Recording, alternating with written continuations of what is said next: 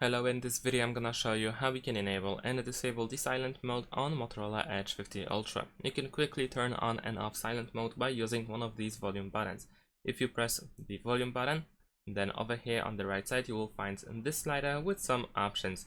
And in order to turn on or off the silent mode, you need to simply press this icon at the top in order to switch between different modes. So right now we have just calls and notifications that are not muted at all.